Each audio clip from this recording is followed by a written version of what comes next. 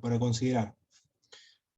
¿Quién más? Bueno, los otros son comentarios bíblicos, Joachim Nilka también, de una obra completa de Jesucristo, Harrison, introducción, Larry Hurtado, que le estaba comentando cómo llegó Jesús a ser en Dios, el otro comentario de William MacDonald, por ejemplo, Packer, Ratzinger en los evangelios, trabaja con los 4 evangelios, pero esas las obras de Ratzinger del 2007, 2011, 2012, es una trilogía, pero es la mejor obra de Joseph Ratzinger.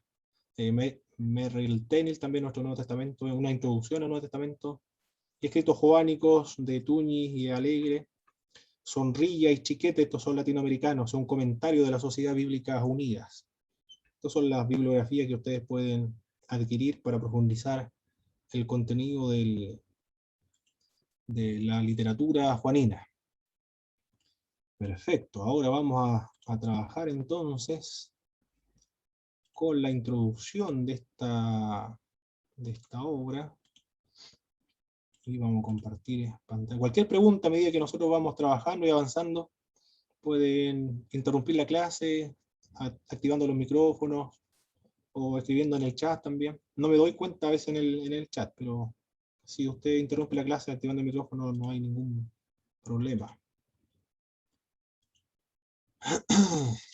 Bien. Aquí estamos entonces.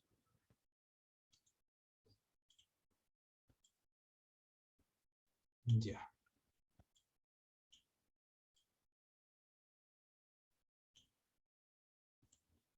Perfecto. Aquí estamos entonces. Y esto lo voy a...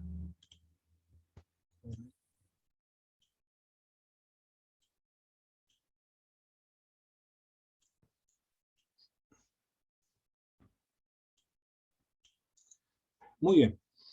El tema, la materia con la cual vamos a comenzar a trabajar es literatura juanina. Vamos a trabajar con el Evangelio de Juan y las cartas también de Juan. Con respecto a este Evangelio, el Evangelio de Juan es el Evangelio más popular entre los 4 evangelios. Se le ha denominado a esta epístola, o perdón, a este Evangelio, el más grande de los evangelios, según la opinión de William Barclay. O también algunos le han denominado el Evangelio de la Fe. ¿Por qué se le denomina de este modo el Evangelio de la Fe?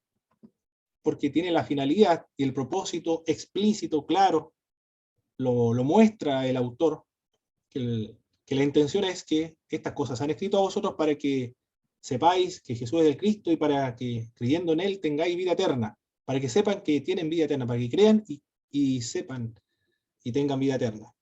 Esa es la finalidad, es evangelístico. Por eso es el Evangelio de la Fe. Pero también el Evangelio de Juan es el Evangelio de la Fe, o se le ha denominado de este modo el Evangelio de la Fe, porque en reiteradas ocasiones, cuando Jesucristo conversa o tiene un diálogo con algunas personas, estos demuestran o confirman la fe, en la creencia en Jesucristo. El Evangelio de Juan se usa en los primeros pasos del discipulado. Bueno, nosotros cuando llegamos al discipulado, personalmente fue un adventista del séptimo día que me entregó un estudio, un discipulado básico de los adventistas, pero la gran mayoría de los hermanos que se hacen creyentes y comienzan a dar los primeros pasos, se les recomienda que comience su lectura de la Biblia con el Evangelio de Juan. Millones de ejemplares también en América Latina o Hispanoamérica han sido distribuidos en campañas evangelísticas masivas o también en evangelismo personal, con algunas preguntas que tienen la finalidad de profundizar la fe, preguntas evangelísticas que hay que hacer, por ejemplo, para ser hijo de Dios, creer en Jesucristo, recibirle en su corazón, de acuerdo como lo menciona Juan capítulo 1, verso 12. El Evangelio de Juan entonces es el que más se ha publicado, se ha distribuido en forma aislada de los otros evangelios. Es un evangelio sencillo por la descripción de los eventos que narra, por los diálogos. El griego que utiliza no es el griego literario. El griego que está utilizando Juan es el griego popular, el griego koiné. Hay un griego koiné, que es un griego koiné también literario, no el clásico de los antiguos griegos, pero es un griego koiné, de la calle, del pueblo. Hay un koiné también que es literario, pero él utiliza el griego koiné del pueblo, de la gente común y corriente, de la gente sencilla, de los mercaderes, de los comerciantes. No es muy estilístico, es pobre en cuanto al uso del griego. Bueno, Juan, también hay que reconocer que todos los escritores bíblicos son todos judíos de habla aramea, con excepción de algunos, que Lucas, por ejemplo. Pero Juan es un judío que está escribiendo en su segundo idioma, que es el griego. Y es muy básico, muy pobre. Pero el contenido, el tema que está trabajando el Evangelio Juan, es profundo. Es diferente a los otros evangelios, a los otros contenidos de la Sagrada Escritura, porque aquí, al parecer, por lo que trabaja, por lo que trata Juan, no se escribió de la noche a la mañana, o de manera apresurada, de manera reflexiva, como ocurre con el apóstol Pablo, por ejemplo. Parece que él tiene mucho cuidado de escoger las palabras que va a utilizar. Y también, con mucho cuidado, las escenas que va a narrar. Cada uno de los detalles que presenta tiene una intención espiritual, religiosa o teológica. Es un mar profundo de investigación del Evangelio de Juan. Los teólogos no logran alcanzar la dimensión de la profundidad espiritual que quiere transmitir este Evangelio. Por eso algunos señalan que es como una pileta, donde un niño puede variar, puede jugar, pero también un elefante puede nadar. Es un mar infinito realmente de la teología que se encuentra ahí. En cuanto al estilo, Juan es un estilo pareciera que estuviera desordenado. No hay un orden cronológico. No hay un plan de escritura. Por lo tanto, le cuestan a aquellas personas que estudian y trabajan con el Evangelio de Juan armar un esquema. No se sabe tampoco quién está hablando ahí. Ustedes lo leyeron para responder las tareas. ¿Quién habla? ¿Jesucristo el que está hablando? ¿O es el evangelista, Juan, el que está escribiendo? Principalmente esa parte: de tal manera amó Dios al mundo que ha dado su Hijo Jesucristo, para que todo aquel que en él crea no se pierda, mas tenga vida eterna. ¿Quién dice eso? Jesucristo, cuando está conversando con Nicodemo, lo dice el Evangelio de Juan. No hay claridad con respecto a ese tema. Algunas escenas quedan cortadas de manera abrupta y comienza a hablar de otros temas. Esas son las características del Evangelio de Juan. Por eso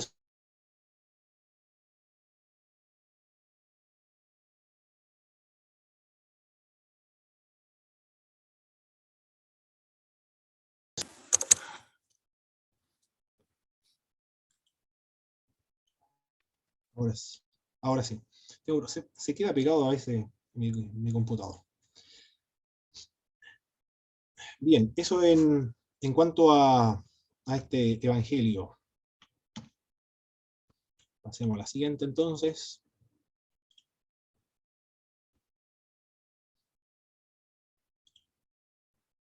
Bien.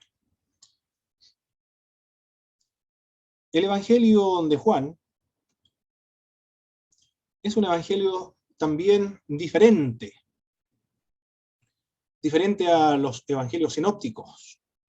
Sinópticos porque tratan los mismos temas, los mismos eventos, y pareciera que tienen una fuente común de la cual los evangelios están utilizando sus fuentes para poder componer sus obras. Y coinciden en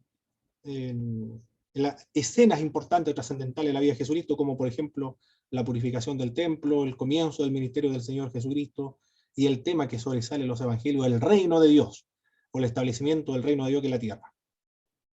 Pero el evangelio de Juan se estudia aparte. Es un evangelio, pero no es sinóptico, sino que se estudia en secciones aparte a los otros 3 evangelios. Esos son sinópticos. Este evangelio es distinto.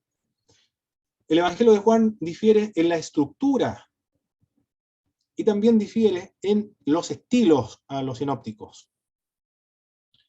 En cuanto a los sinópticos, por ejemplo, abundan las parábolas. El reino de Dios es semejante a un buscador de buenas perlas, el reino de Dios semejante a una semilla de mostaza, el reino de Dios semejante a un sembrador que comienza a sembrar la semilla.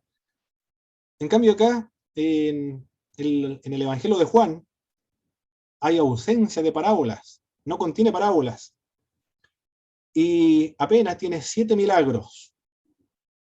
Los discursos que contiene el Evangelio de Juan están más relacionados con las personas que con su enseñanza ética del reino de Dios, como ocurre con los sinópticos.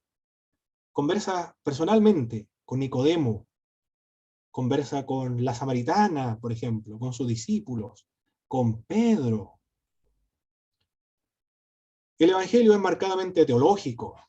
Teológico, ¿a qué se refiere el término teológico? Que es más reflexivo, más profundo, mucho más espiritual. Bueno, todo espiritual, en el sentido de que los elementos que está trabajando tienen un significado espiritual y trata con preferencia de la naturaleza de Jesucristo. ¿Quién es Jesús de Nazaret? Él tiene muy claro lo que quiere alcanzar con Jesucristo en ese evangelio.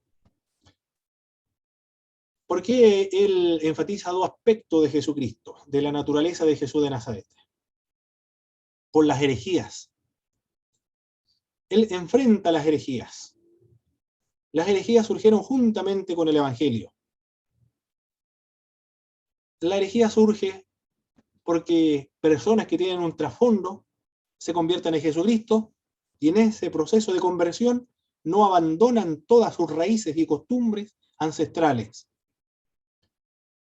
Algunos señalan que el evangelio es demasiado sencillo, por lo tanto hay que complejizarlo un poco más, o hay que añadirle ciertos elementos y prácticas culturales. Por eso que se distorsionó la identidad de Jesucristo en el siglo I, y Juan escribe con la finalidad de defender la sana doctrina, la doctrina correcta, la doctrina de la fe que enseñada por Jesucristo y por los apóstoles. Juan es un apóstol que hace frente a las posibles, eventuales y de hecho reales distorsiones de la persona de Jesús. Con aquello nosotros entendemos y también aplicamos lo que vemos en la Sagrada Escritura. Una de las responsabilidades de los predicadores, de los profesores de escuela dominical, los que enseñan las Sagradas Escrituras, que tienen esa gran deber y responsabilidad, es defender la doctrina correcta, pura, que no se contamine con enseñanzas que parecieran inofensivas, pero en realidad produce trauma, confusión y destrucción a la doctrina cristiana. Él enfatiza la naturaleza humana de Jesús de Nazaret y enfatiza también la naturaleza divina de Jesucristo. Esas son las ideas que están marcadas profundamente en el Evangelio de Juan. Jesús es Dios, pero es humano también. Se hizo carne y sangre. Carne, sangre, hueso. Es decir, un ser humano como todos los otros seres humanos. Eso es lo que resalta y enfatiza el Evangelio de Juan. Y trata con preferencia la naturaleza de Cristo y también el significado de la fe.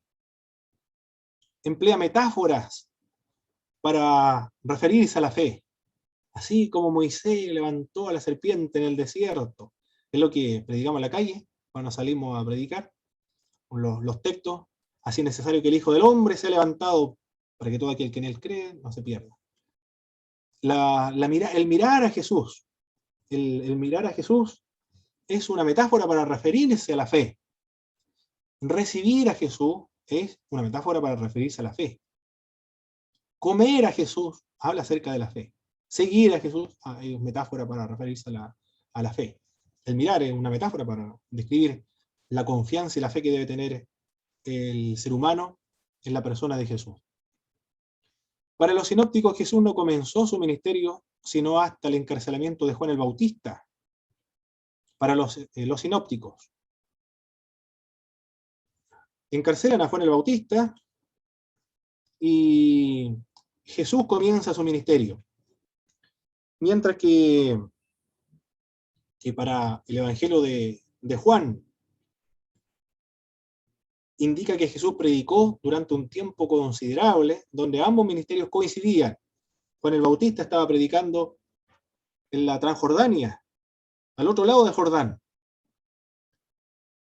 preparando, mire, y esta la idea lo menciona Juan, preparando a las personas, purificándolas, para que se arrepintieran de sus pecados, se arrepentían de sus pecados, eran bautizados, simbolizaba que estaba transformado, la persona era perdonada, cruzaba al otro lado del Jordán, es decir, a la tierra prometida. Para entrar a la tierra prometida tienen que arrepentirse. Por eso esa es la simbología que le da a Juan a este evento histórico. Y Jesucristo está a este otro lado bautizando. No era Jesús, eran los apóstoles que estaban bautizando a este otro lado del Jordán. Por lo tanto, para Juan, el ministerio de Cristo coincide con el ministerio de Juan el Bautista, a diferencia de los sinópticos. Para los evangelios sinópticos, el escenario principal de Jesús es Galilea. Y Jesús no llega a Jerusalén hasta la última semana de su vida. Esa es la imagen que nos presenta, o la imagen que nos proyecta los sinópticos. Comienza en Galilea, de los gentiles, y luego termina en Jerusalén, el escenario de la pasión y muerte y la resurrección de Jesucristo. Con ciertas retiradas ocasionales a otros lugares, por supuesto, pero en Juan, el escenario principal de Juan es Jerusalén en Judea. Y hay algunas retiradas ocasionales a Galilea. El escenario principal donde se desarrollan los eventos descritos por Juan es en Jerusalén, en Judea. Los tres sinópticos, o evangelios sinópticos, al parecer, el ministerio de Jesús duró solo un año. Si no tuviésemos el evangelio de Juan, hubiésemos concluido que el ministerio de Cristo dura solamente un año. Pero como tenemos el evangelio de Juan, concluimos entonces que Jesús tuvo 3 años, aproximadamente 3 años y medio, ejerciendo su ministerio público aquí en la tierra. ¿Y cómo deducimos o concluimos que Jesucristo estuvo ejerciendo su ministerio durante 3 años y medio? Porque Juan menciona 3 Pascuas. La de la purificación del templo en la primera Pascua, en Juan capítulo 12, verso 13. Otra acerca de la multiplicación de los panes y los peces, y otra Pascua, que lo menciona en el capítulo 6. Y la última Pascua, cuando ocurre la crucifixión, es decir, él celebra la Pascua, hay una cena antes, previa pascual para el Evangelio de Juan, y Jesús muere en la misma hora y en la misma noche para el Evangelio de Juan, cuando el Cordero Pascual de los judíos estaba siendo sacrificado. Para los sinópticos, la Pascua ocurre en la cena, y el otro día a Jesucristo lo crucifican. En el Evangelio de Juan, la Pascua ocurre en el mismo momento, están sacrificando el Cordero Pascual a los judíos, y en el mismo instante Jesucristo está muriendo, para el Evangelio de Juan. ¿Qué es lo que está diciendo Jesús o el Evangelio? Que Jesucristo es nuestro Cordero Pascual. El Cordero Pascual, entonces, es un tipo, es una figura profética que apunta a Jesucristo. Por eso que los cristianos no celebramos la Pascua judía, lo celebramos todos los días domingos, o una vez al año por lo menos, en otras iglesias, o cada 3 meses, que es la Santa Cena, recordando a Jesucristo. La iglesia del siglo I, la iglesia del siglo II, del siglo III, la Pascua, le va a denominar a aquella aquella semana donde ocurren estos eventos trascendentales para el Señor, que es la muerte. La muerte, la entrada triunfal, la muerte, la sepultura, la crucifixión de Jesucristo. La iglesia primitiva se va a referir a esos eventos como la Pascua, sin definir y sin determinar a qué se refiere, a la muerte, sepultura, resurrección. Y el primer domingo empieza mucho antes, 40 días, que se le denomina la Cuaresma, por ejemplo, que es celebrada por varias iglesias, la del Oriente, la romana, algunas, hay otras iglesias, no recuerdo cuáles son las otras, algunas evangélicas también celebran la Cuaresma, con 40 días de anticipación a la Pascua, y la otra se le denomina la Semana Santa. No en el sentido de que esa es exclusiva y la otra no son santas, sino que dentro de todas las semanas que se celebra, todos los días domingos se celebra la resurrección de Jesucristo, esa es la semana por excelencia porque se recuerda la muerte, la sepultura, la resurrección de Jesucristo. También la iglesia primitiva le llamó a eso la Pascua. Pero viene de los evangelios. Es decir, el apóstol Pablo dijo, Jesucristo es nuestra Pascua. El evangelio de Juan dice que cuando Cristo está muriendo, en esa misma hora corresponde la muerte de los corderos para celebrar la Pascua judía del pasar de largo. Algunos lo interpretan como pasar, y eso significa Pascua, Pesaj, pasar. Es decir, pasa el ángel de la muerte de largo, de donde está manchada los dinteles con la sangre del cordero. Otros indican pasar, es decir, pasaron de Egipto, pasaron a la tierra prometida. Así lo interpretan también algunos el término Pesaj o de Pascua.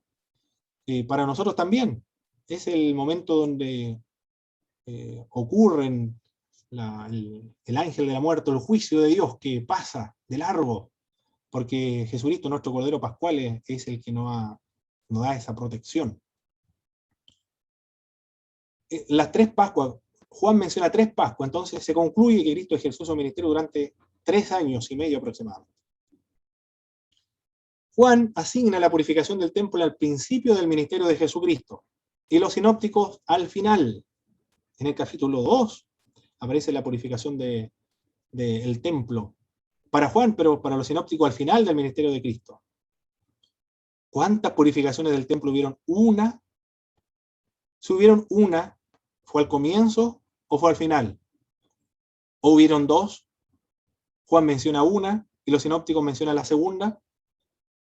¿O hubo una y los evangelios sinópticos están en lo correcto, en los datos cronológicos correctos?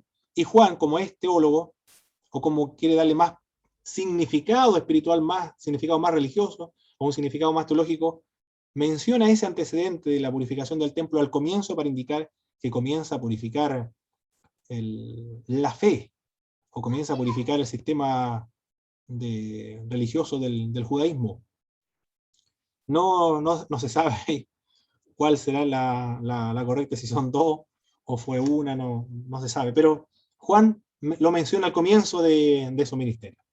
Esa es la diferencia con los sinópticos. No aparecen los relatos de la Navidad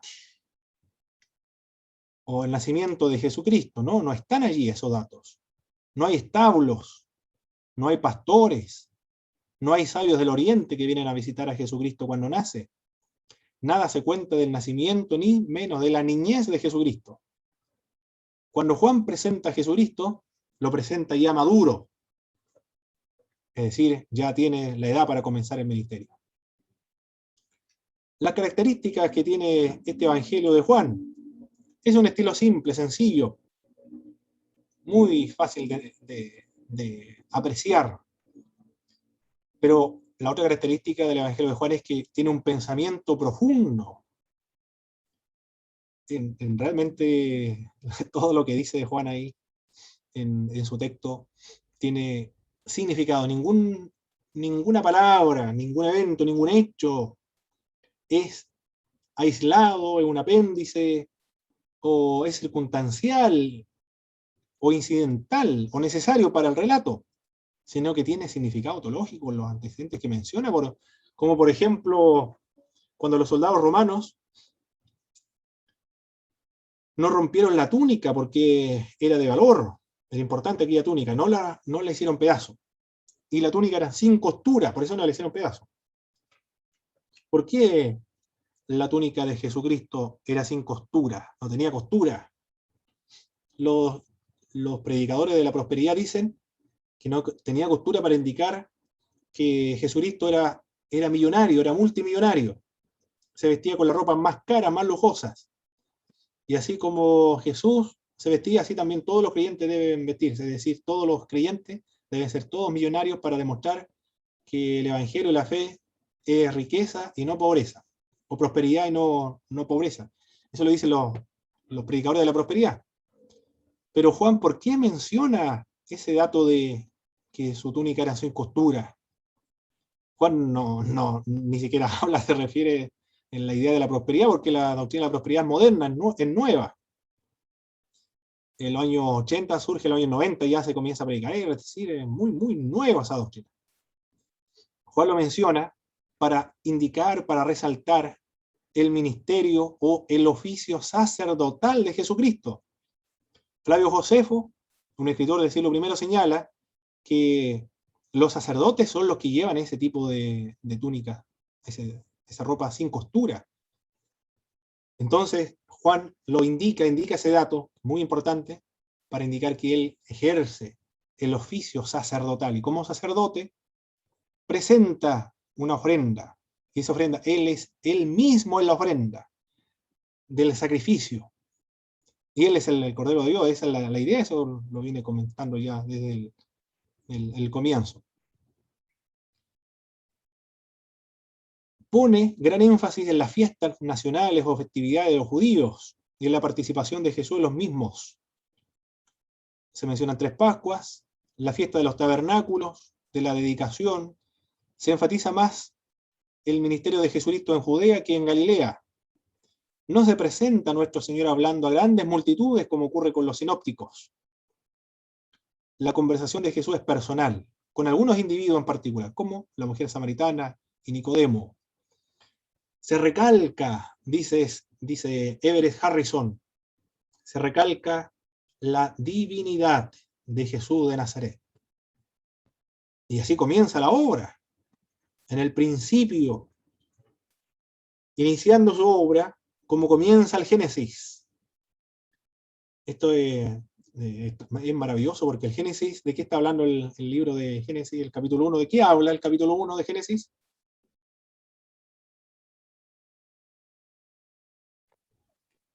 De la creación de los cielos y de la tierra. De la creación, la primera creación. Muy bien, de eso está hablando, ¿eh? La primera creación. Y ahora Juan dice, en el principio era el verbo. Está siguiendo el mismo procedimiento de Génesis. Y el verbo, el logos, el vocablo que emplea ahí. En el principio era la palabra, era el logos. Y el logos estaba con Dios. Es decir, no al lado, como los ángeles, por ejemplo. Es decir, él estaba con Dios. Estaba en la intimidad más profunda con Dios. Estaba en la esfera de la divinidad, que nadie más tiene acceso allí, en el misterio de Dios. Era una persona de la divinidad para Juan. Y después, para que no se confunda, para que no termine tipo sabeliano o del modalismo, el monarquianismo modalista, él dice, y el verbo era Dios. Es decir, estaba con Dios y era Dios al mismo tiempo. Para que no quepa duda, no es que sea un Dios como representante de Dios, para que no quepa la duda, dice, todas las cosas por medio de él fueron hechas. Miren, ¿de qué está hablando ahora? De la creación, de Génesis. Y nada de lo que ha sido hecho fue.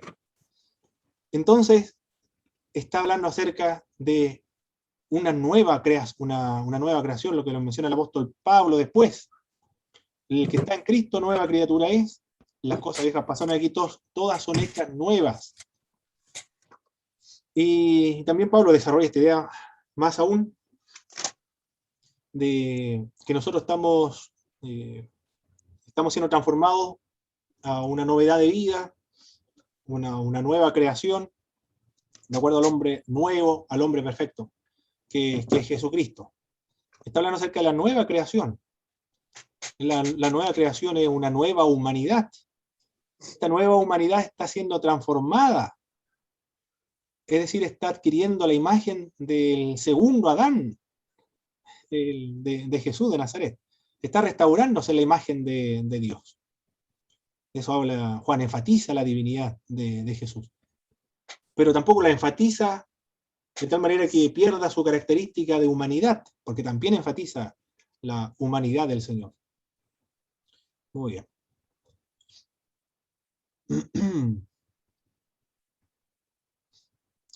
El Evangelio de Juan también es el único en relatar las bodas de Caná de Galilea.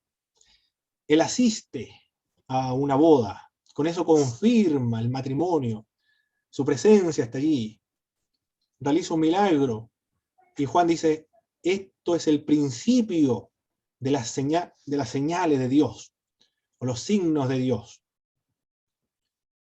Conversa con Nicodemo también, una persona que es religiosa, un estudiante, un estudioso de las Escrituras. Y ahí podemos ver en Nicodemo el desarrollo de la fe, porque Juan habla y describe el desarrollo de la fe. La fe se desarrolla, es como un músculo, va progresando. A veces se activa de manera instantánea como encender una luz, pero en otras ocasiones es más lento, más gradual. Aquí Nicodemo tiene su primer contacto con Jesús, lo escucha primero, sabe, ha oído de él. Pero después dice, va a conversar con él en privado, le dice, sabemos que tú has venido de Dios, porque nadie puede hacer estas cosas si Dios no está con él.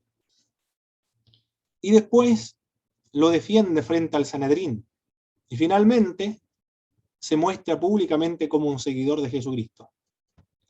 Va cambiando, va progresando su fe, va desarrollándose su fe. Y no ocurre con solamente Nicodemo, sino que con varias otras personas ocurre del mismo modo. Primero es un hombre, después un profeta, y después el Mesías, y después el Hijo de Dios, y le adora. Así va progresando la fe.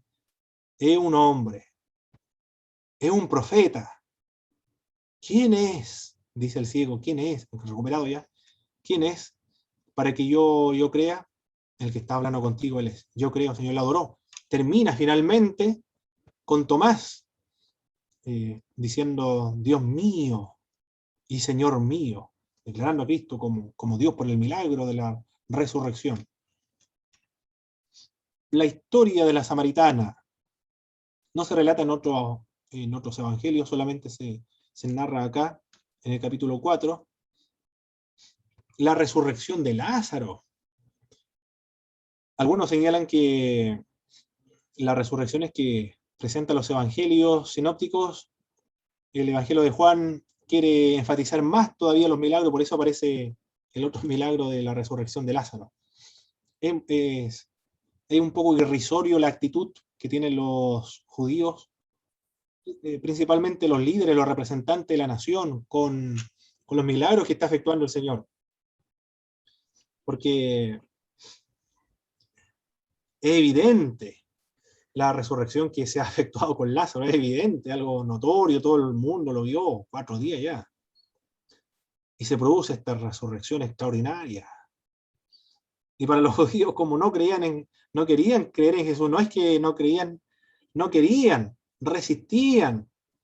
Eso lo va a decir Esteban posteriormente en el libro de los Hechos. Ustedes siempre resisten al Espíritu Santo de Dios. ¿Quién quiere persuadirlo a la fe? Ustedes lo resisten. Son culpables porque resisten al Espíritu de Dios. ¿Quién quiere persuadirle de la verdad? Y estas personas dicen que ya habían concluido de matar a Jesús.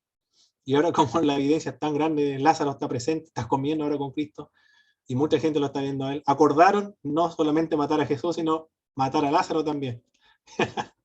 Esa sección me causa mucha gracia.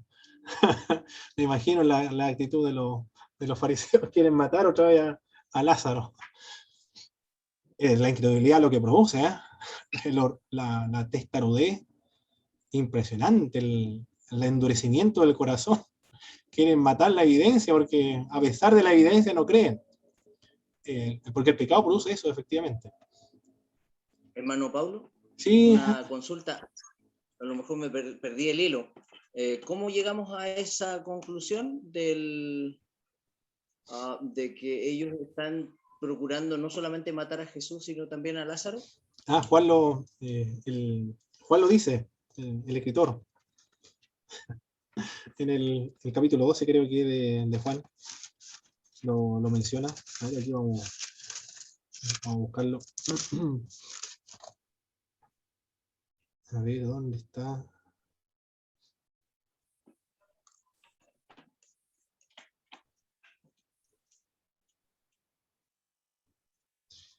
A ver, aquí está. En el capítulo 12, verso 9. Gran multitud de los judíos supieron entonces que él estaba allí y vinieron no solamente por causa de Jesús, sino también para ver a Lázaro. Es decir, eran curiosos, ¿ah? Porque querían ver a Lázaro. Es decir, querían ver, bueno, vieron muchas señales.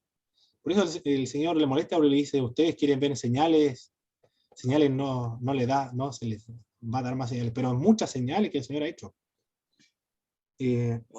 A quien había resucitado de los muertos, pero los principales sacerdotes acordaron dar muerte también a Lázaro. Es el verso 10. Es decir, esta gente realmente tiene el corazón muy, muy petrificado. Pablo, ¿Sí? A propósito de esto mismo, yo quería hacer mención de algo. Muchas veces nosotros buscando la relevancia de lo que tenemos enfrente en la lectura, omitimos cosas tan importantes como esta, impresionante. Exacto. O sea, no queda registrado en nuestra memoria. Claro, yo lo había leído más de alguna ocasión, pero como que en la memoria no nos queda. Y es impresionante. Exacto. Maravilloso. Así Gracias, ocurre. hermano. Amén. Muy bien. Cómo Jesús lavó los pies a sus discípulos también. Mire todo lo que menciona esto. Se menciona acá solamente en el Evangelio de Juan. El dulos. Dulo es el esclavo. El de más baja categoría, que está para los mandados, el mozo. El que lava los pies a los amos. Y aquí Jesús, por medio de una señal concreta, visible, dramática, quiere indicarle que el Hijo del Hombre, como lo dice Mateo, lo menciona, el Hijo del Hombre no vino para ser servido, sino para servir y para dar su vida. Aquí Cristo lo demuestra, en el Evangelio de Juan lo registra lavando los pies a sus discípulos, enseñando que los cristianos sirven, fuimos hechos para servir. En el servicio se encuentra la mayor gratificación. Bueno, esto no lo dice, es una enseñanza cristiana, pero hay otras personas que también dicen exactamente lo mismo, como Víctor Frank, por ejemplo, un judío que estuvo en Auschwitz, era un médico que desarrolló la logoterapia para ayudar a la gente, a darle sentido a su vida. Y en su libro dice, en uno de esos libros, El hombre en busca de sentido, tiene otro libro de Víctor Frank, muy hermoso, ustedes lo pueden comprar o también lo pueden descargar en PDF, pero él dice que el ser humano realmente va a ser feliz, va a estar realizado consigo mismo cuando se entregue y se dé en servicio, abnegado, sacrificial y por entero a la gente, a las personas. Ahí va a encontrar la mayor gratificación, porque fuimos hechos para eso, para amar. No lo dice solo Víctor Frank, pero lo dice la Biblia. Es decir, fuimos hechos para amar.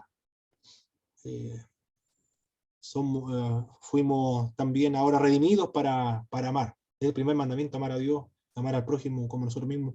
John Wesley, con respecto a la perfección cristiana, decía que la perfección cristiana es amar a Dios por sobre todas las cosas y amar al prójimo como a sí mismo. Es ahí alcanzado. Cuando se ama al prójimo a sí mismo, se ha alcanzado la perfección cristiana. Por la segunda obra de gracia le denominaba John Wesley en su libro La vida cristiana, creo que se llama el libro. Y Y la felicidad lo da cuando amamos. Y cuando no tenemos amor, viene la infelicidad. ¿Qué decían los sabios del Oriente?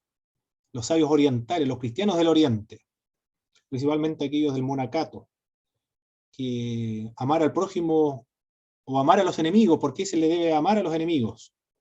Uno de los recursos para poder amar a los enemigos prácticos que ellos daban era sentir compasión y misericordia por el enemigo, por su falta de amor, por su indigencia, su precariedad de amor.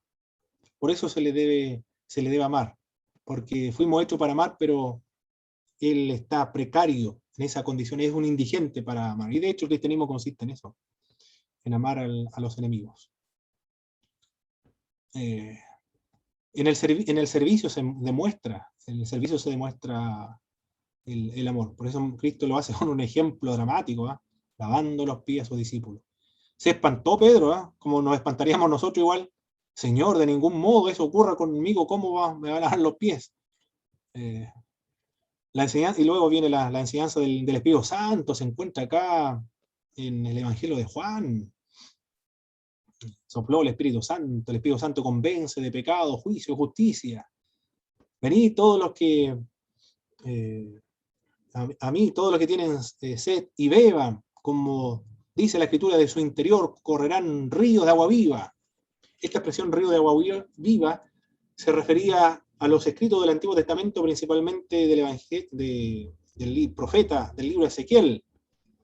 En los últimos capítulos, cuando habla acerca de la restauración del pueblo de Israel cuando se encontraban en la cautividad babilónica, del templo saldrá un río, y este río de agua viva pasará por el río Jordán, llegará al mar muerto, y le dará vida al mar muerto, habrá peces, habrá abundancia de peces. Es una metáfora que emplea Ezequiel para referirse a la restauración del pueblo de Israel. Pero ese relato, esa visión que tiene el profeta Ezequiel, se cumple en la persona de Jesucristo. Los ríos de agua viva se refería a esa vitalidad espiritual que iba a traer el Espíritu de Dios. Una vez que Cristo haya ascendido a los cielos, por supuesto, iba a enviar al Espíritu Santo de Dios, que es otro consolador, paracleto, el que está al lado del otro para ayudar. Es otro, no el mismo. Lo menciono por la confusión de esta enseñanza del monarcanismo modalista o de los sabelianos. No es el mismo, sino es otro, como Jesús. Con gran detalle, como testigo ocular, dice, los panes que le llevaron a Cristo eran de cebada. Es decir, el autor que vamos a trabajar ahora para conocer a Jesús de Nazaret era un testigo ocular. Nadie le contó acerca de Jesús. Él lo vio, estuvo allí. ¿Qué otra autoridad más grande para nosotros los creyentes que Juan? Pueden existir, esto lo dice Ratzinger también en uno de sus libros, cuando critica a los liberales, por mucha erudición que puedan presentar, por mucha erudición que puedan exhibir los eruditos, los intelectuales liberales, él se está refiriendo a los liberales, nunca van a tener mayor autoridad que una fuente primaria. Y aquí estamos trabajando nosotros con una fuente primaria, con el Evangelio de Juan, con el testigo ocular de los hechos. Él estuvo ahí, él tocó los panes, dijo, estos panes eran de cebada, yo estuve allí. Lo que hemos visto, lo que contemplamos, lo que empalparon nuestras manos tocante al verbo de vida, eso es lo que nosotros estamos anunciando. Es decir, ese hombre lo vio personalmente, vio a Jesús de Nazaret, los milagros que él realizó. Lo vio cuando se transfiguró a Elías, vio a Moisés ahí, la transfiguración, es decir, el estado futuro, el estado escatológico, el estado final de los creyentes, de la glorificación, él lo vio de manera anticipada. Estuvo allí también, Juan lo vio, a Cristo transfigurado. Extraordinario, ¿eh? Se dicen algunos, los monjes del Oriente, los que practican la disciplina espirituales, que han logrado ese estado incluso de la transfiguración. No sé si eso dicen los cristianos del Oriente, ¿eh? Porque le dan mucho énfasis a la parte de las prácticas espirituales, de la oración, del ayuno, de la meditación de la palabra de Dios. Son panes de cebada. Los panes eran de cebada. Había 6 tinajas de piedra en Galilea para las bodas de Caná. Lo menciona con mucha precisión y detalle. Eran 6. Los soldados se disputaban las prendas de Jesús. Es decir, el autor que vamos a estudiar estaba allí en la crucifixión, observando, viendo lo que estaba ocurriendo. Maravilloso, ¿eh? Maravilloso. Escuchando las últimas palabras de Jesucristo. Consumado es. Y habiendo inclinado la cabeza, dijo, consumado es. Padre, recibe mi espíritu. Padre, ¿por qué me has abandonado? Esas palabras lo escuchó este hombre. Y eso es lo que testifica y escribe en el Evangelio de Juan. Aquí estamos ante una fuente primaria, fuente de mucha autoría. Las circunstancias en las cuales Juan escribe su Evangelio. Los griegos tenían 2 grandes concepciones. Una de ellas era el logos. El logos, ¿a qué se refería el logos? Era el fundamento de todas las cosas, de la razón de los seres humanos y de la creación, el ser. Para poder comprender un poco esto del ser, del interrogante de los filósofos griegos, tenemos que hacer un repaso previo de las inquietudes de los griegos, porque es lo que predominaba en el mundo griego en esa época.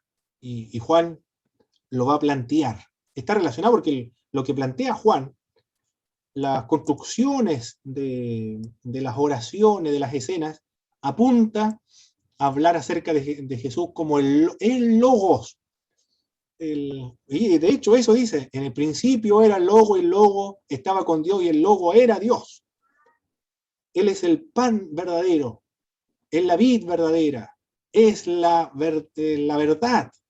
Lo señala una y otra vez. Es decir, es la verdad, es la realidad. Es el creador y sustentador, lo menciona una y otra vez. ¿Por qué lo menciona? Porque se está dirigiendo a un mundo que predomina la cultura griega, la filosofía griega está vigente, está ahí presente. ¿Se escucha bien, hermano, cierto? Porque se bajó la señal un poco. Ah, perfecto, ya. Vamos a analizar un poco el mundo griego, la parte que nos interesa del logos, para entender el Evangelio de Juan, para darnos a entender su pensamiento con respecto a Platón. Aquí predomina la idea de Platón, del mundo de las ideas. Hay un mundo real y otro mundo que es ficticio. Aquí tiene que acordarse usted de una película Matrix. Es decir, hay un mundo real y el otro el mundo ficticio. La persona vive en un mundo ficticio, hasta que después se da cuenta el protagonista que hay otro mundo. Platón más o menos decía exactamente lo mismo. Para darnos a entender su pensamiento respecto a la existencia de estos 2 mundos y las relaciones que habían entre ellos, Platón crea el mito de la caverna. Hay una historia donde hay personas que están en una caverna y ven sombras en esa caverna, puras sombras. Pero saliendo de esa caverna está la realidad. Es decir, la sombra representa el mundo real, y saliendo de ese mundo real, perdón, del mundo sensible, del mundo que nosotros no encontramos, y saliendo de esa caverna está el mundo real. Uno de los más famosos esto es uno de los mitos más famosos de la filosofía. Los sabios griegos en el siglo VI antes de Jesucristo, 700 años antes de Cristo, comienzan a preguntarse qué es la realidad que nos rodea y en la cual estamos insertos. ¿Qué es lo que es? Una pregunta extraordinaria. ¿Qué es la realidad? ¿Qué es lo que es? Y comienza con eso, ¿qué es lo que es? Platón enseñó que las cosas de este mundo tienen un ser disminuido. Son y no son al mismo tiempo. Son hoy, pero mañana dejan de ser. Son bellas y no son bellas, porque después pierde la belleza. Son blancas y no son blancas, porque después pierden la blancura. Pero en cuanto son, están participando de la idea o de las ideas respectivas. Cuando habla acerca de las ideas, habla acerca del mundo real. A este mundo de las cosas llama Platón mundo sensible. Sensible porque se puede ver, palpar, pero no es la realidad, sino que son imitaciones, por decirlo de alguna manera, de la realidad. Las cosas se relacionan con el mundo de las ideas y fueron creadas por un demiurgo. ¿Qué es lo que es un demiurgo para Platón? Es importante considerar estas ideas de Platón porque las sectas o las herejías del siglo I están relacionadas con la filosofía griega, con el demiurgo y con el mundo de las ideas también, al cual Juan combate. El demiurgo es un dios hacedor, en imitación del mundo de las ideas.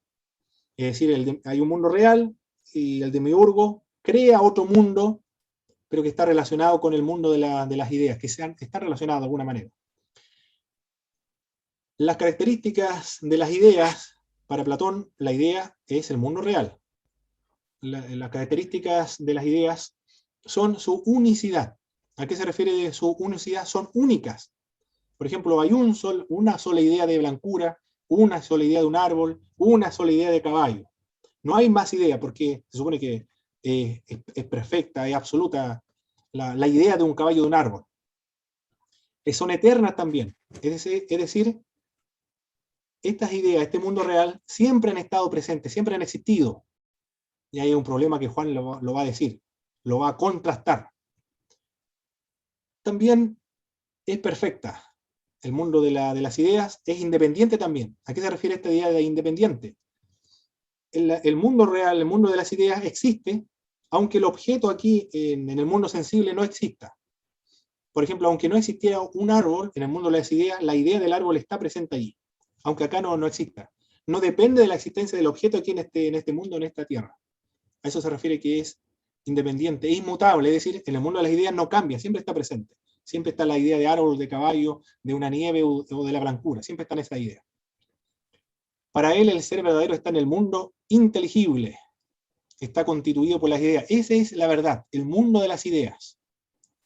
El mundo sensible es solo una imitación imperfecta del mundo de las ideas. Eso es lo que dice Platón a grandes rasgos.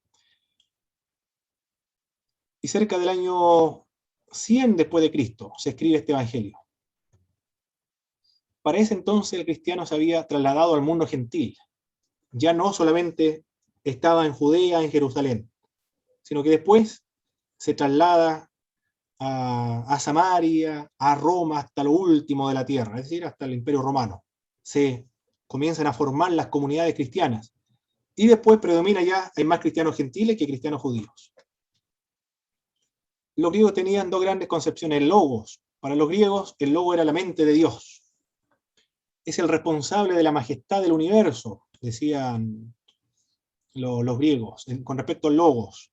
También tenía la concepción de dos mundos. El primero, el mundo que vivimos, un mundo maravilloso, pero que es un mundo de sombra y copias de las irrealidades, no son reales, porque el mundo de las ideas son las reales. El otro era el mundo real, en el cual, el mundo de las ideas, en el que las grandes realidades de lo que nuestras cosas terrenales son copias solamente, y pobres, y pálidas de la verdad. El problema que se le planteaba a los griegos era cómo salir de este mundo. ¿Cómo podemos nosotros salir de este mundo? Que es una copia, que es una sombra. Es como si estuviésemos en una caverna. Queremos salir de esa caverna para conocer la realidad, la verdad, de lo que es el ser. Jesús ha venido a la tierra, dice Juan, para hablar de la verdad.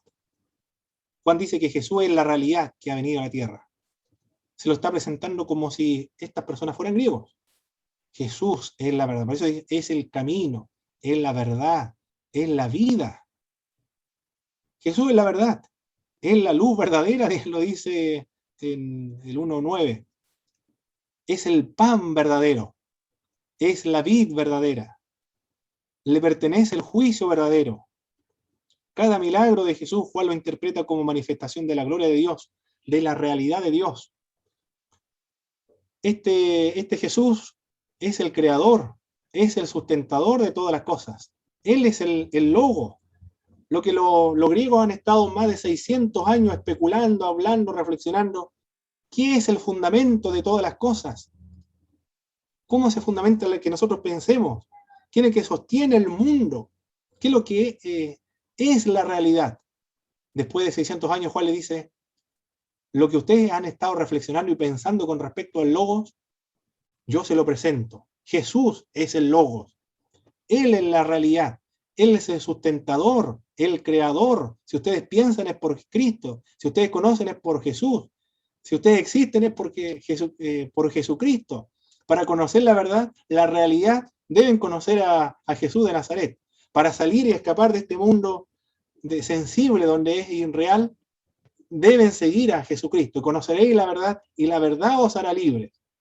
Es decir, en ese contexto se entiende el Evangelio de Juan, lo que quiere comentar. Se dirige a este mundo, al mundo griego, en el contexto del mundo griego, para hablarle en su propio lenguaje, para responder a sus propias necesidades. Juan escribe para responder y satisfacer las necesidades que tiene la gente de ese mundo, porque el Evangelio satisface las necesidades de los seres humanos.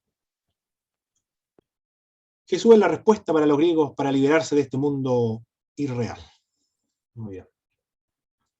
Anda buscando el... Vuelvo a seguir, hermano, voy a ver el...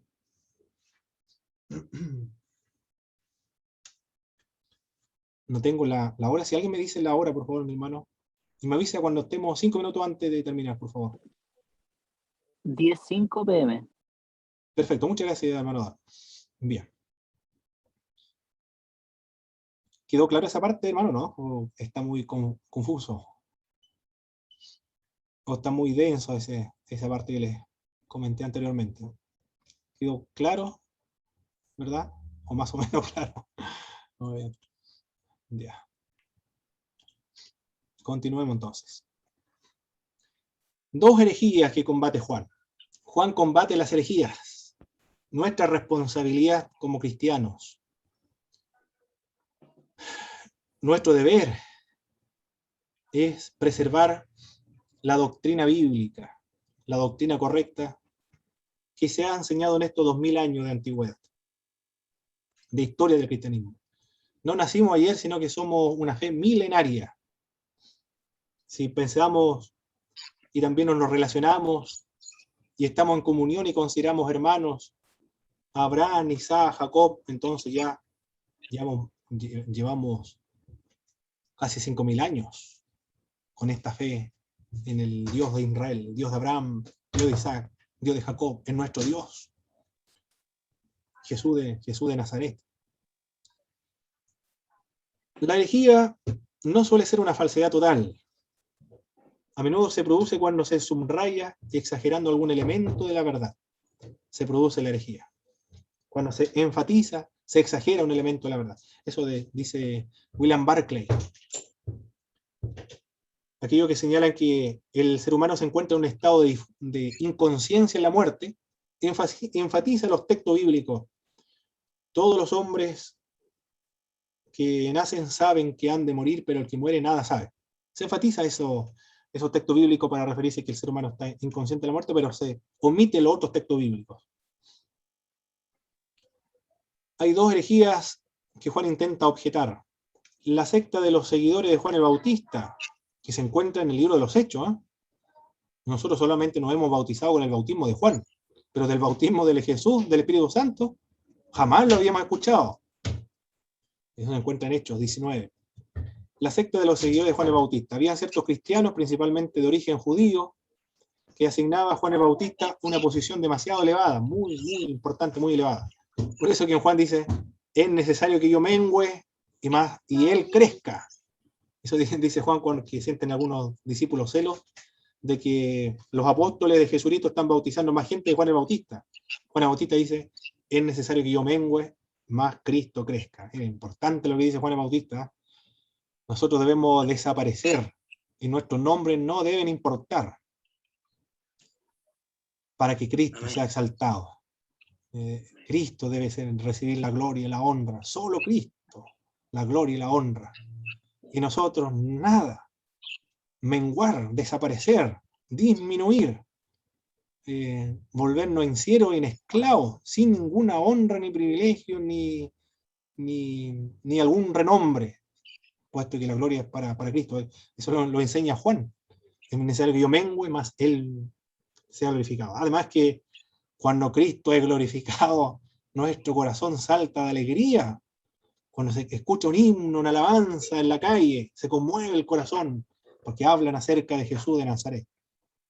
Claro, cualquier persona que hable de Jesús de Nazaret en buenos términos nos alegra, se alegra el corazón. El hecho de no mencionar ya el nombre de Cristo se alegra el corazón, nuestro Redentor, al que seguimos. Creían que Dios no tenía nada que... El otro grupo era el gnosticismo, no era agnosticismo, sino gnosticismo. Aunque surge en el siglo II con fuerza, con precisión y elaborado, pero para que aparezca de manera elaborada, tienen que haber residuos, elaboraciones previas. Del mismo modo como la Reforma Protestante, los reformadores protestantes comienzan a aparecer en el siglo XVI, con Martín Lutero cuando clava las 95 tesis en la Catedral de Wittenberg, la Universidad de Wittenberg. Nueva, recién se estaba iniciando esa universidad. Pero en realidad, en la práctica las ideas de Martín Lutero son de Juan Hus, que murió 100 años antes. Lo que menciona Tyndale, Wycliffe, Savonarola, Hus, los que estuvieron antes de la Reforma. Esos no son reformadores, son previos a la Reforma. Intentaron la Reforma todos. Fueron liquidados, fueron muertos, lamentablemente, pero 500 años tuvo el mundo en preparación de la Reforma, 500 años se demoró para que la Reforma surgiera en realidad. Así también con el gnosticismo, hubieron elaboraciones previas, intentos, hasta que aparecen ya en el siglo II. Por eso, estos grupos, lo que creen de esta manera, lo van a implementar los gnósticos del siglo II. Pero aquí ya están en forma embrionaria. ¿Qué creían los gnósticos? Creían que Dios no tenía nada que ver con la creación del mundo. Eso decía. Dios no tiene nada que ver con la creación del mundo. ¿Por qué? Porque los gnósticos, lo espiritual es bueno y la materia es mala. Son dualistas. La creencia de los gnósticos influía en la idea de Jesús. Si Jesús es bueno, entonces no es materia, es solo espíritu. Si es bueno, Jesús era una de las emanaciones que procedía de Dios. Una de las emanaciones que procedía de Dios. Imagínense la idea de Dios y se desprenden como chispas. Esa es la imagen que tenemos que, para explicarlo de alguna manera, la idea de los gnósticos, como se desprenden chispas de Dios. Esas chispas que se desprenden de Dios no son Dios, son los eones, son eternos porque salen, se desprenden de Dios. Pero ya no es Dios, sino que es intermedio entre la creación y Dios. Y ellos fueron los eones los que crearon el mundo material. El mundo material es distinto de Dios, fue creado por algo intermedio, no por Dios mismo, porque se supone que la idea de Dios es la perfección, lo espiritual es bueno y la creación es mala. Son antagónicos, no puede crear algo bueno, algo malo. Por lo tanto, ¿qué es lo que los eones dijeron los gnósticos? Jesús no ostentaba un cuerpo real. ¿Por qué no tiene cuerpo real? Porque Jesús es bueno. Sostenían que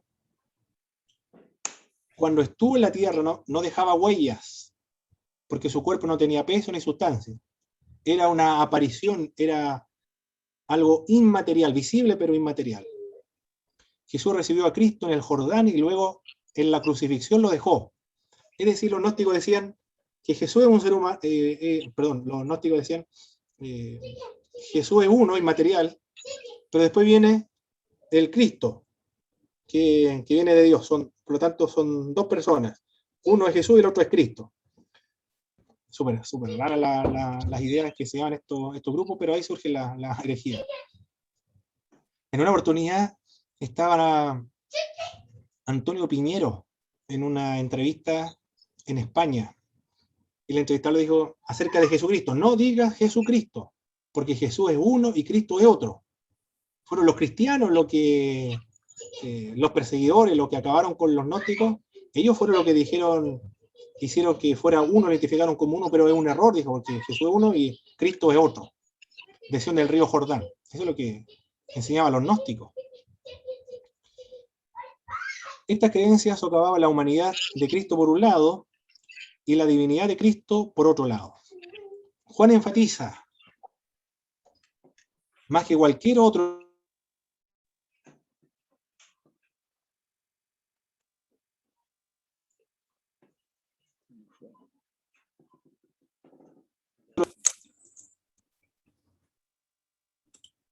Ahora tengo que sacar la cámara y volverla a conectar para que se entienda bien.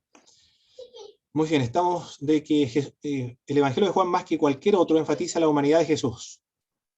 ¿Qué dice Juan? Jesús se enfadaba. Claro, cuando vio los mercaderes en el templo, se enojó tanto que tomó unas trenzas de cuero y comenzó a azotar a los vendedores, los mercaderes del templo.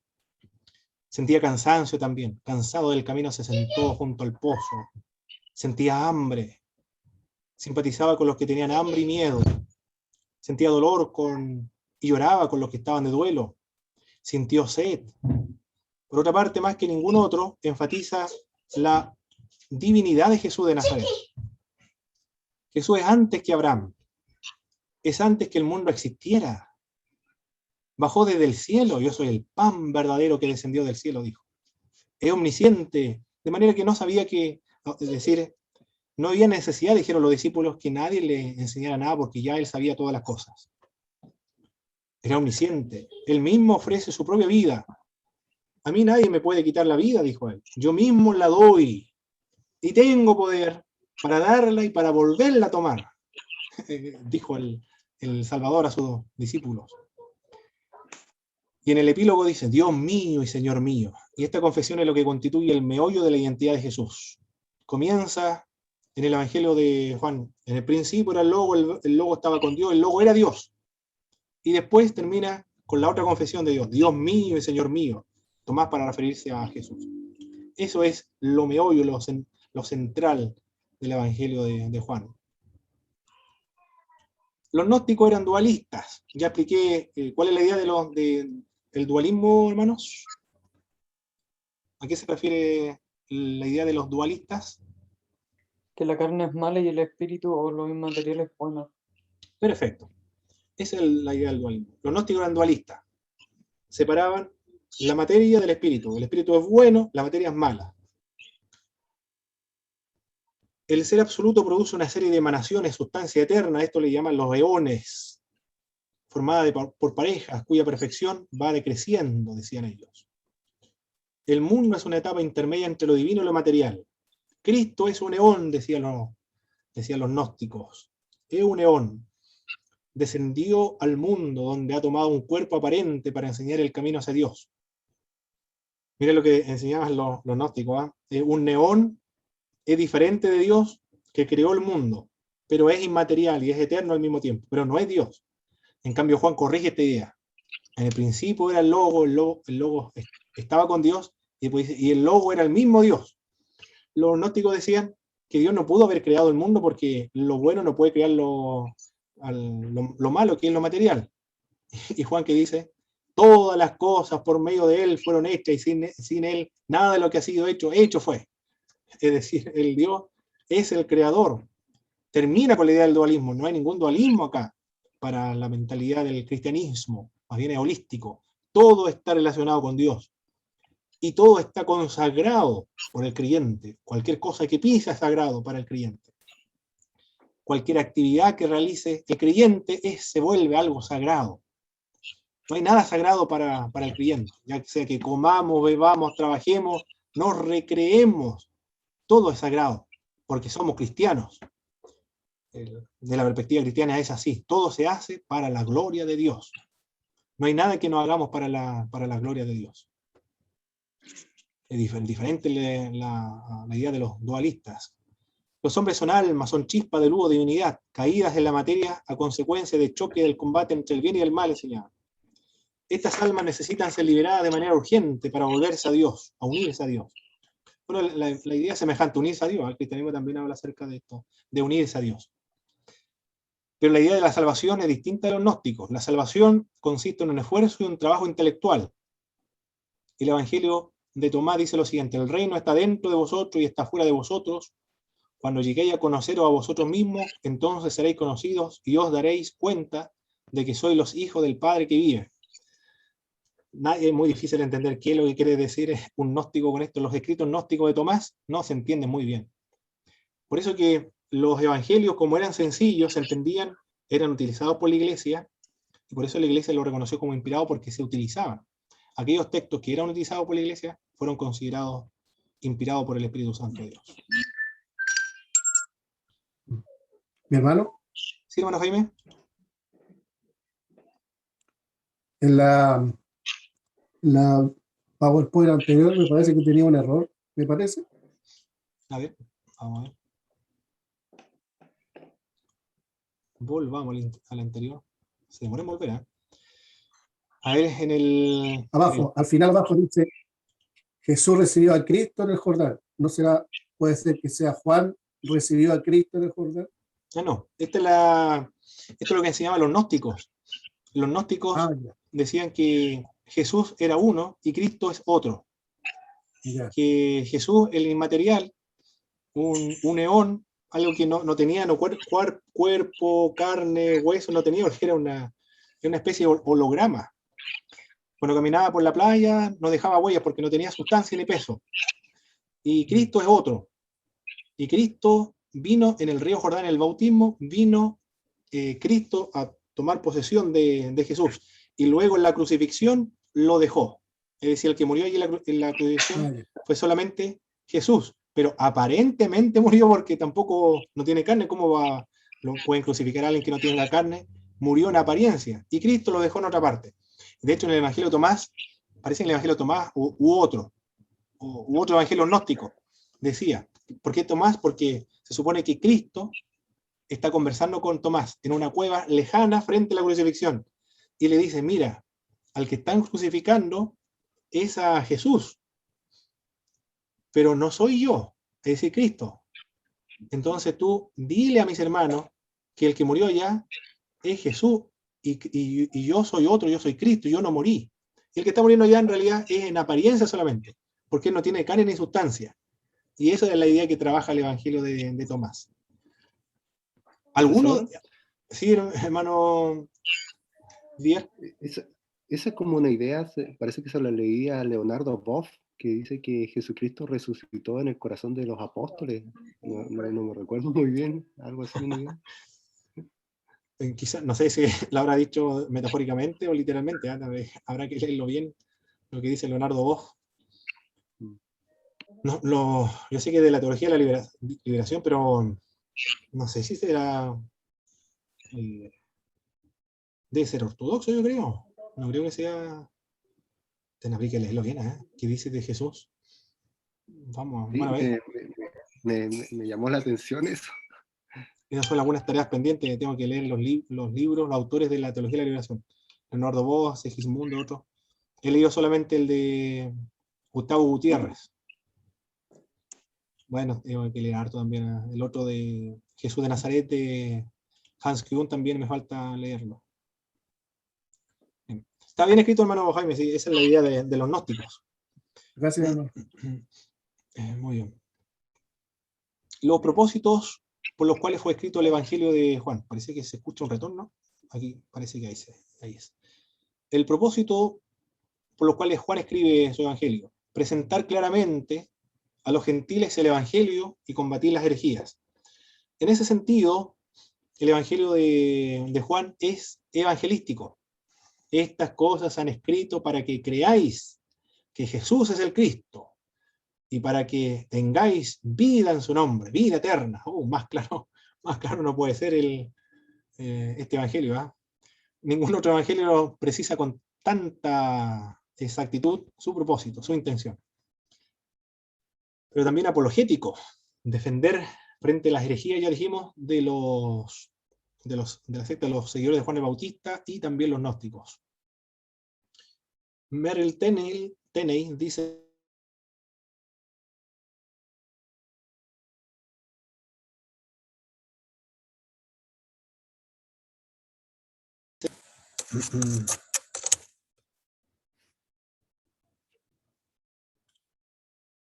ahora volvió nuevamente.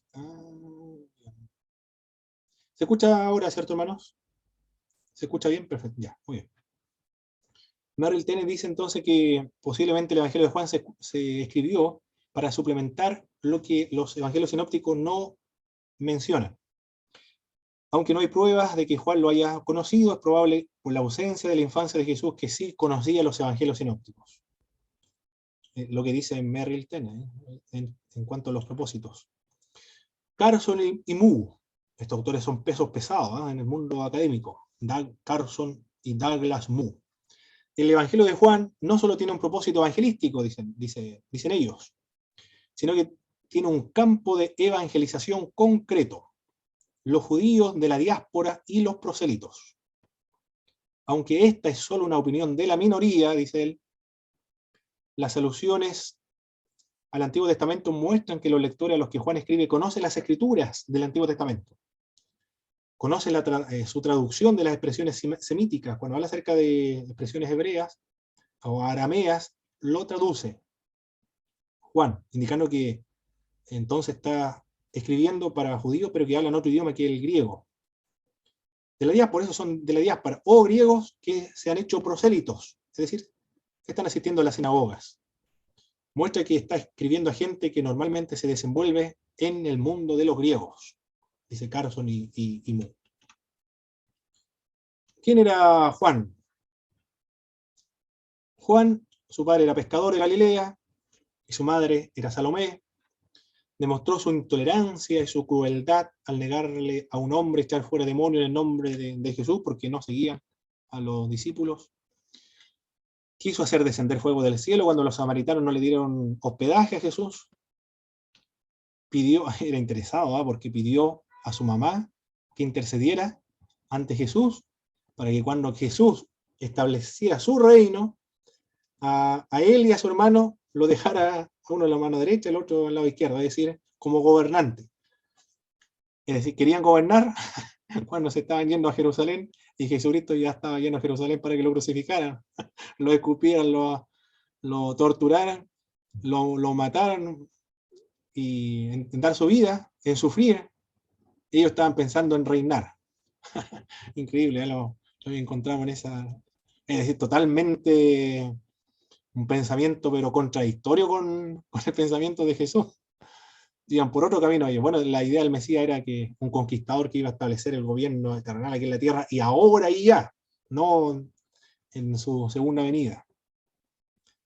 Ocupó un lugar privilegiado en la Santa Cena. Ah, claro que sí. Recostó su cabeza en el pecho de Jesús de Nazaret. Increíble, ¿eh? Qué extraordinario. Por eso él dice, lo que vieron nuestros ojos, lo que escuchamos, lo que palparon nuestras manos tocante al verbo de vida, es lo que nosotros, yo estoy testificando, dijo Juan. Le fue encomendado el cuidado de su madre. También, claro, en la misma cruz, Jesús le dijo, he ahí a tu madre, y a Juan le dijo, he ahí tu madre, y a María, he ahí a tu hijo. Escrito probablemente en Asia Menor, posiblemente en Éfeso, hacia fin del siglo I.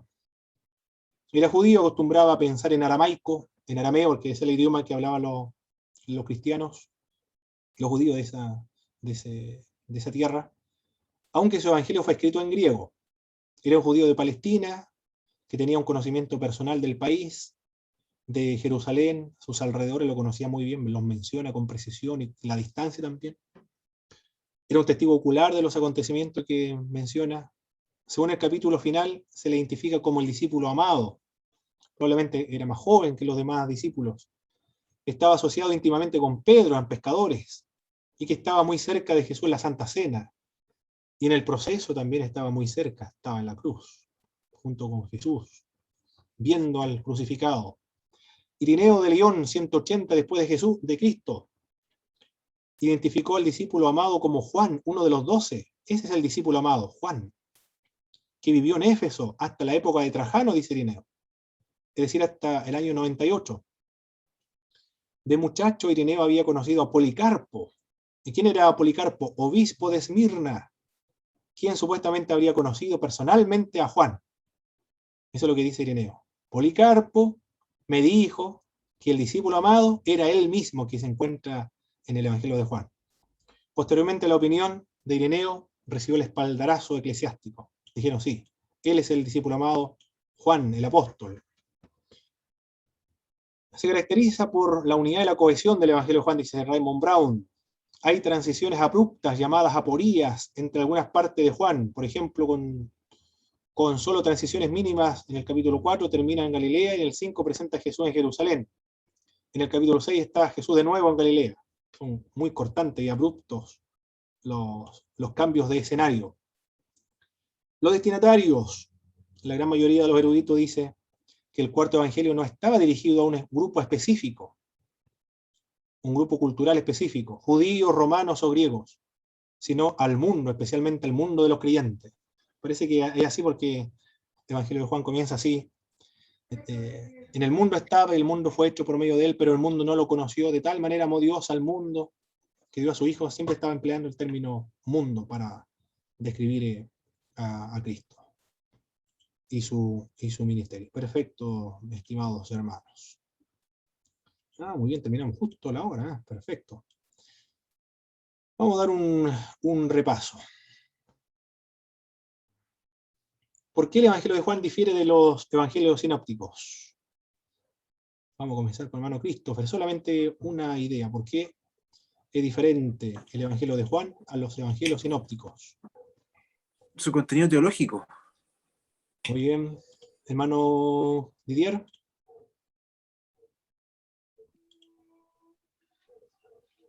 Profe, llegué tarde a la clase, como a las 9:30. Perdón. Tuve la intro. Muy bien. Hermano Jaime, ¿dónde comienza el ministerio de Jesús para los evangelios sinópticos y Juan? Los evangelios sinópticos comienzan en Jerusalén, perdón, en Judea, en... y el resto en Galilea. Perfecto. Juan en Judea, los sinópticos en Galilea. Perfecto. ¿Qué más? Para el hermano Christopher. Lo dijo, parece que ya le pregunté ya, ¿o no? Parece que sí. Hermano Bernabé. Para los evangelios sinópticos, el ministerio de Cristo, ¿cuánto tiempo duró?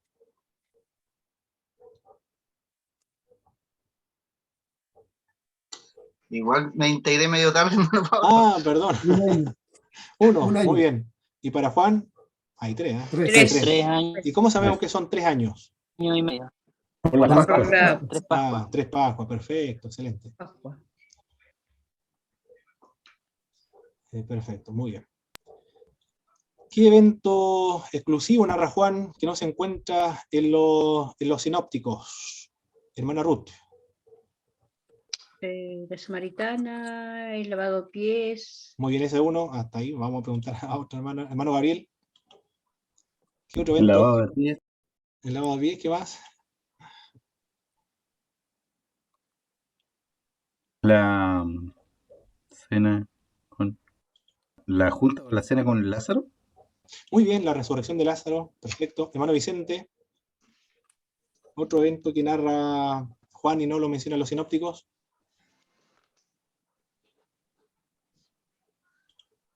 En cuanto a las enseñanzas, ¿cuáles son las enseñanzas con respecto a una persona de la divinidad que menciona Juan? Y profundiza Juan también.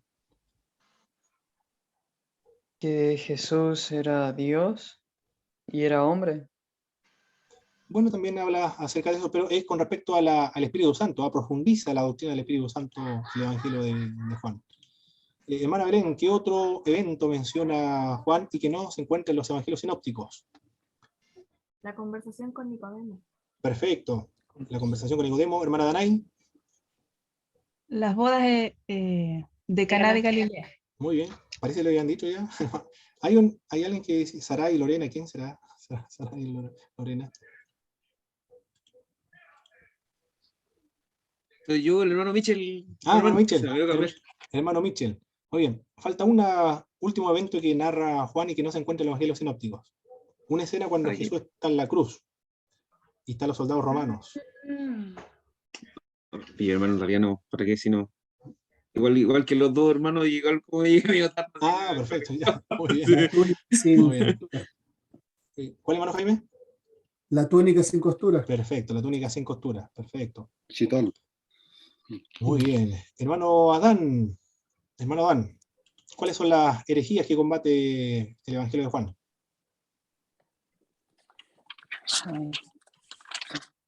El gnosticismo. Perfecto, gnosticismo. ¿Y la otra? El gnosticismo, sí. La secta de los seguidores de Juan el Bautista. Perfecto, la secta de los... Muy bien. El autor y la fecha del Evangelio de Juan, hermano Henry Vivanco. El autor, Juan. Muy bien, y el la discípulo fecha, amado. 70 o antes después de Cristo. Muy bien. A finales del siglo I, a finales del siglo I se escribe esta carta. Hay muchas fechas, pero lo vamos a citar al final del siglo I.